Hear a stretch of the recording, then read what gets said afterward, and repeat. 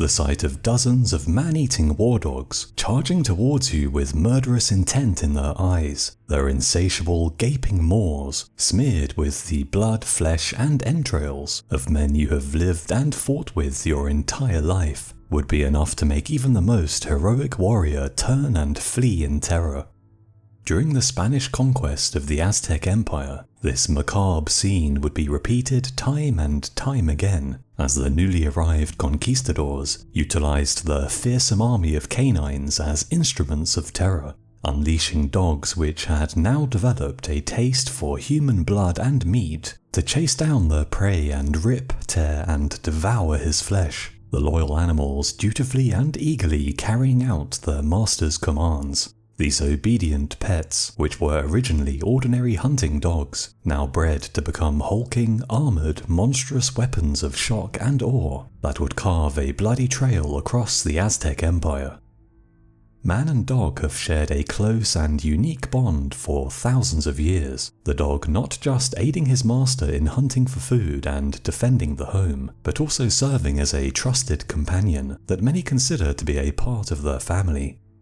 During times of war, humans desperately seek to obtain any and every advantage over their enemies in the pursuit of victory, so it's no surprise that for as long as battles have been fought, armies have sought to unleash specially trained attack dogs upon their foes, with dogs heavily utilized by many cultures and empires around the world as powerful and intimidating weapons of war. Their skills as scouts, sentries, trackers, and outright killers, providing a highly effective and valuable contribution to war efforts throughout history. However, it would be during the Spanish conquest of the New World that their value in battle was most clearly demonstrated by the conquistadors, with grisly and devastating results for the unfortunate native warriors who dared to stand in their way. When the first Spanish soldiers and settlers arrived in the Americas, the idea that they could bring down established, sophisticated, and prosperous empires containing millions of souls must have seemed far-fetched indeed. Thousands of miles from home, surrounded by enemies on all sides, and massively outnumbered, this handful of conquistadors needed to utilize every advantage available if they stood any chance of surviving, let alone obtaining outright victory against such overwhelming odds. Gunpowder, steel, horses, disease, and advanced tactics would all play a role in the downfall of the Aztecs and other native empires of Central and South America. However, the humble dog would play a lesser-known but equally important role in the Spanish conquests to come. When Christopher Columbus made his second voyage to the Americas in 1493, he came prepared for conflict, bringing with him 1,200 men armed with muskets, sabres, horses, and dogs. The Spanish had successfully used dogs during the final stages of the Reconquista against the Moors in southern Spain, and were well aware of their value in battle, and thus highly experienced in training and deploying them, with many of the dogs on the Spanish ships likely to have been experienced veterans of war. However, their primary role in the New World was intended to be as hunters of wild game in an effort to provide the conquistadors with enough food until they could establish self-sufficient farms. Yet it would be during the Battle of Vega Real on the island of Hispaniola in 1495 that Columbus and his men realized just how effective their dogs could be as weapons against the native warriors opposing them. With just 200 men, 20 cavalry, and 20 dogs under his command, Columbus faced a coalition army of some 10,000 native warriors intent on expelling the foreign invaders from their land. And despite possessing superior weaponry, armor, and tactics, it seemed certain that this small contingent of Spanish soldiers would be easily overwhelmed and destroyed. Yet luck was with the Spanish. One of the men who had joined the voyage was Alonso de Ojeda, a veteran of the Reconquista against the Moors, who had years of experience of using dogs in battle under his belt. Just as it seemed as though the sheer weight of the 10,000 warriors crashing against them was about to overwhelm the Spanish, Alonso unleashed his 20 dogs against the natives, shouting the simple but deadly command, "Take them." the loyal dogs immediately sprung into action, determined to fulfill their master's command, fearlessly charging into the native lines and greedily biting into the unarmoured and dangerously exposed soft flesh of the enemy, tearing out throats, ripping off limbs, and disemboweling hundreds of men in a savage and gruesome display of their ferocity and killing power. The sight of these unknown, strange, and aggressive beasts tearing apart their men in a matter of seconds had a dramatic and detrimental effect on native morale. The warriors who only moments ago had been willing to stand and fight to the death against the invaders, now experiencing the courage and resolve, falter and crumble in the face of the rampaging dogs. The horrific sight of the bloodied, flesh-strewn jaws of the dogs gorging on dead and dying men was enough to utterly rout the native army, the terrified men fleeing for their lives, desperate to escape the man-eating monsters who seemed to so obediently serve the enemy. A Spanish veteran of the battle would later write that in a single hour, each dog had torn apart at least 100 natives. From now on, the outnumbered Spanish would utilize their precious dogs not just for hunting, but for active combat. Unlike horses, Native Americans had long raised and bred dogs of their own, the animals brought to the continent by the first settlers who crossed the frozen Bering Strait from Asia into the Americas. However, these Native American dogs were more closely related to modern Chihuahuas and were tiny, hairless, unable to bark, and relatively timid and harmless, utilized primarily as a source of food. Fed a diet of avocados and maize to fatten them up, the dogs would usually be slaughtered and eaten as a readily available source of protein. When natives first encountered the Spanish war dogs, they would have genuinely had no idea what the beasts attacking them were. These huge, muscular, and highly aggressive animals that were capable of tearing a fully grown man to pieces in seconds, understandably seeming more like monsters from mythology than merely different breeds of dogs. The powerful jaws, razor-sharp teeth, and speed and strength of the animals, combined with the terrifying barking sound they produced, unlike anything the natives had seen or heard before. Spanish war dogs were well-established hunting breeds that had been specifically bred and trained to maximize ferocity, speed, strength, and aggression. The mastiffs and greyhounds arriving in the New World taught to attack on command and kill as quickly and efficiently as possible. Each breed of dog was selected based upon its ability to perform a highly specialized but equally valuable role.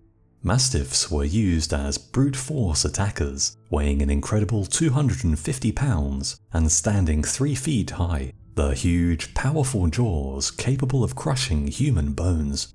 The mere sight of these enormous beasts was enough to instill fear and panic in the enemy. Greyhounds were used for their lightning speed and ability to outrun any man and disembowel their prey with incredible precision, making them perfect for chasing down and eliminating fleeing warriors or hunting escaped slaves. The conquistadors would even equip their dogs with quilted armor and spiked collars to make them even more deadly and durable in battle.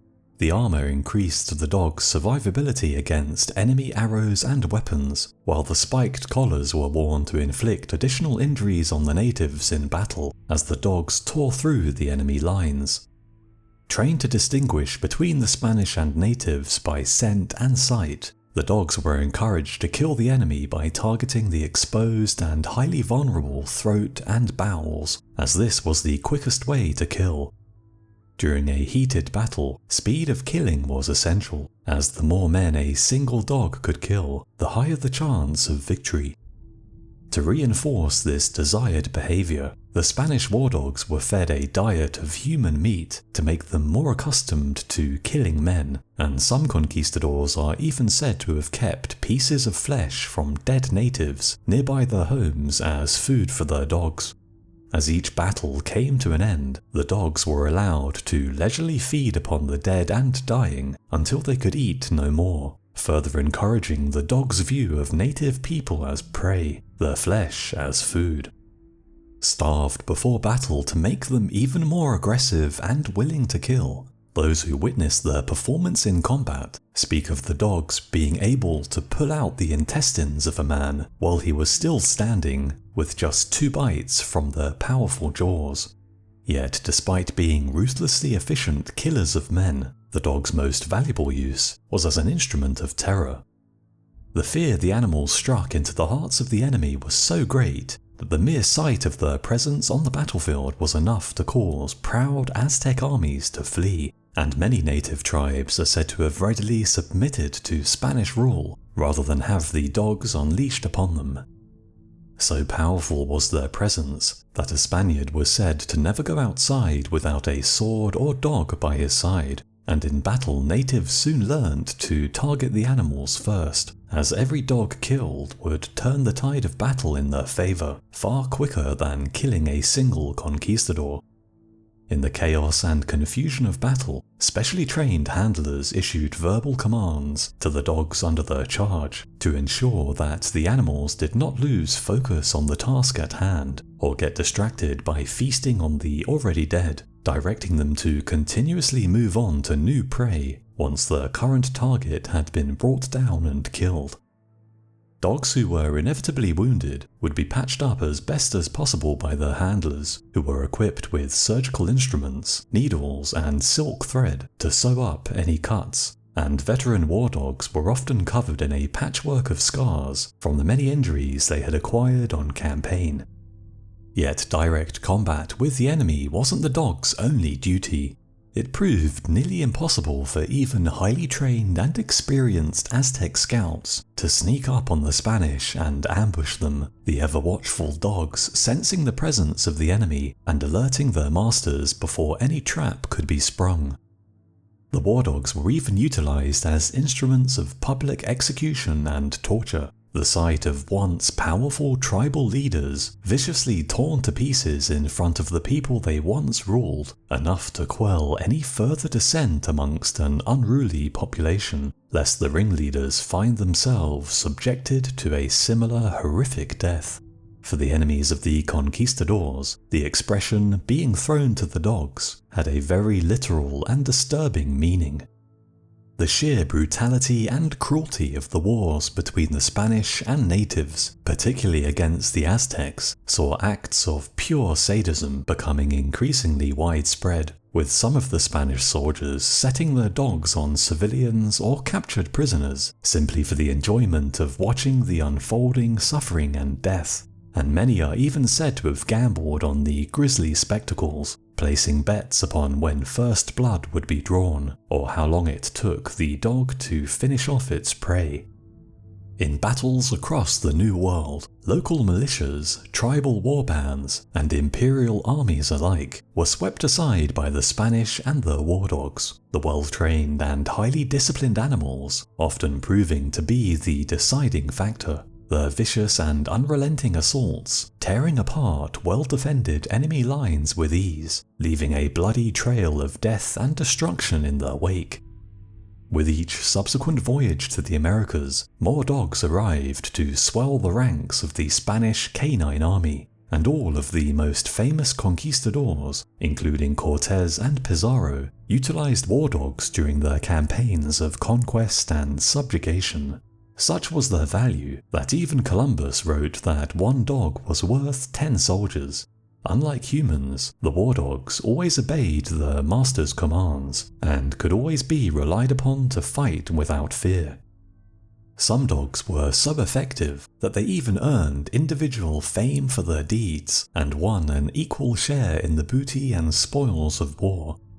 Perhaps the most well-known of these celebrity war dogs was a mastiff named Bessarillo, who stood out amongst the pack for the sheer number of kills he was credited with during his career.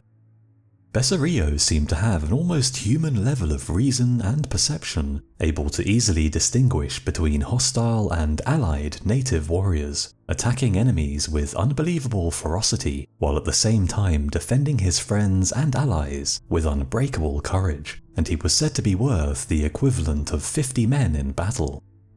Covered in scars from his long and distinguished career, The reputation of Becerrillo quickly spread amongst the Aztecs, the dog becoming even more feared than the conquistadors he served.